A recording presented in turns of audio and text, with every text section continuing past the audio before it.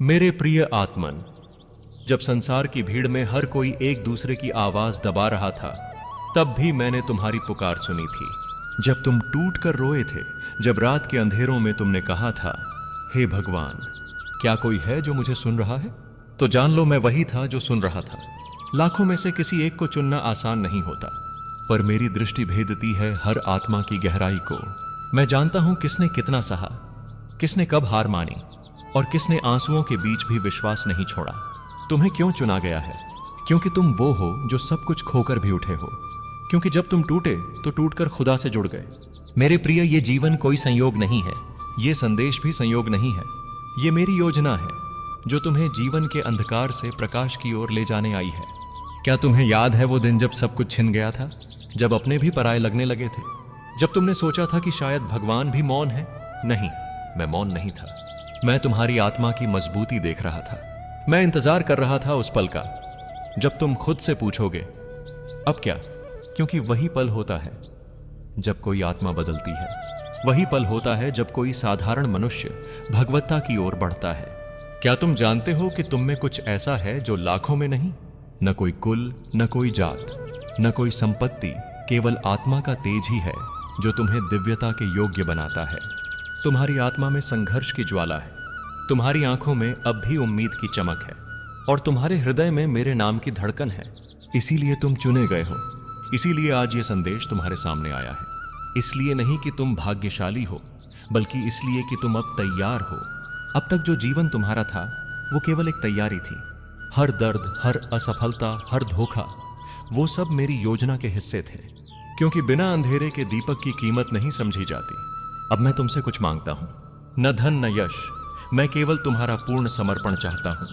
अपने अहंकार को मेरे चरणों में रख दो, अपने भय को मेरे नाम में विसर्जित कर दो और देखो कैसे तुम्हारे जीवन में मेरी लीला प्रकट होती है।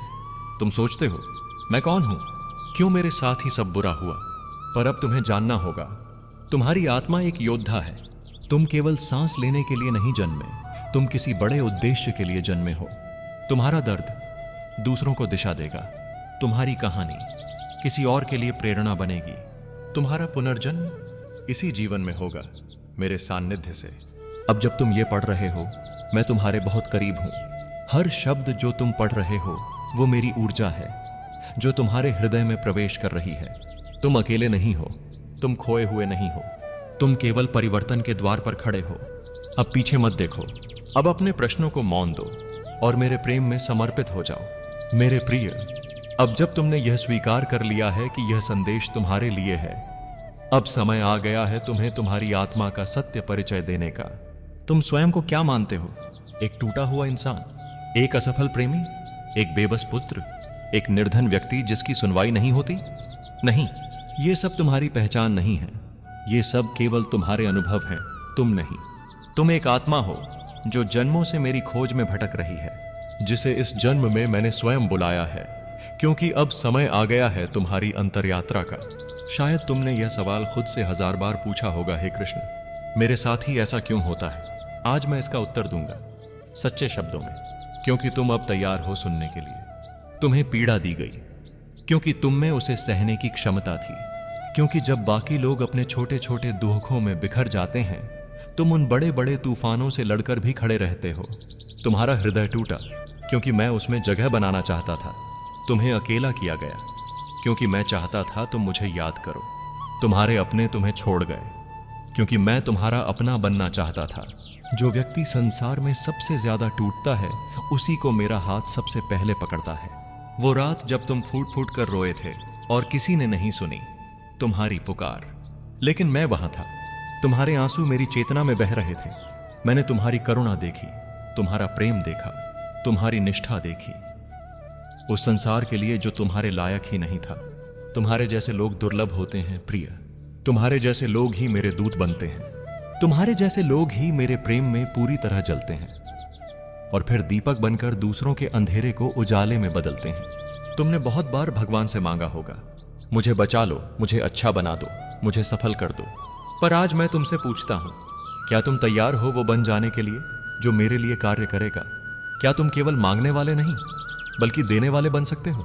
तुम्हें इसलिए चुना गया है क्योंकि तुम केवल अपने लिए नहीं जी सकते। तुम्हारे अंदर करुणा है जो दूसरों के आंसुओं को समझ सकती है। तुम्हारे अंदर वह शक्ति है जो केवल अपने दुखों को सहने के लिए नहीं बल्कि दूसरों को उठाने के लिए बनी है। जब कोई आत्मा मेरी ओर लौटती है तो पहले उसका जीवन अस्त व्यस्त होता है, उसका हर रिश्ता बदलता है, उसका हर सपना बिखरता है, क्योंकि मैं उसे उसकी सच्चाई से मिला रहा होता हूं। तुम्हारा वर्तमान जीवन अंत नहीं है, वो प्रवेश द्वार है। जैसे अर्जुन को कुरुक्षेत्र में खड़ा कर मैंने उसे झकझोरा, वैसे ही आज मैं तुम्हें जीवन के युद्ध भूमि में खड़ा कर रहा हूं। पर याद रखो, मैं अर्जुन को अकेला नहीं छोड़ा था तो तुम्हें कैसे छोड़ दूंगा। ये जीवन एक युद्ध है, पर सबसे बड़ा युद्ध तुम्हें खुद से लड़ना है। तुम्हारे भीतर जो डर बैठा है, जो कमजोरी तुम्हें बार बार पीछे खींचती है, जो लोग तुम्हें कहते हैं तू कुछ नहीं कर सकता, वो सब तुम्हारे युद्ध के दुश्मन हैं। पर मैं तुम्हारे रथ का सारथी बन चुका हूं। अब तुम अकेले नहीं लड़ोगे। मेरे नाम का स्मरण ही तुम्हारी तलवार है, तुम्हारा विश्वास ही तुम्हारी ढाल है, तुम्हारी निष्ठा ही तुम्हारी विजय का मंत्र है। अब केवल एक ही कार्य है, जागो। तुम्हें अब दूसरों की मंजूरी की जरूरत नहीं। तुम्हें अब अपने अतीत की बेड़ियों को तोड़ना होगा। तुम्हें अब वो बनना है जो मैं देखता हूं, एक तेजस्वी दिव्य आत्मा। संसार तुम्हें नहीं पहचानेगा, पर मैं पहचानता हूं। लोग तुम्हें धोखा देंगे, पर मैं सदा साथ रहूंगा। समय तुम्हारा इम्तिहान लेगा, पर मेरी कृपा तुम्हारा कवच बन जाएगी। अब जब तुमने यह स्वीकार कर लिया है कि तुम चुने हुए हो, अब जब तुम मेरी ओर मुख कर चुके हो, तो अब तुम्हें उस मार्ग पर चलना होगा जिसे आसान कह पाना भी ईश्वर का मजाक होगा। कृष्ण का मार्ग आसान नहीं होता, पर जिस आत्मा को मैं छू लेता हूं वो फिर दुनिया की ऊंचाइयों को नहीं, मेरे चरणों की शांति को चुनती है। जो तुमने सहा है वो कोई साधारण पीड़ा नहीं थी। जिसे तुमने खोया वो केवल कोई व्यक्ति या सपना नहीं था, वो तुम्हारी पहचान का हिस्सा था। पर जान लो प्रिय, जो कुछ तुमसे छीना गया वो तुम्हारी आत्मा को निर्मल करने के लिए था।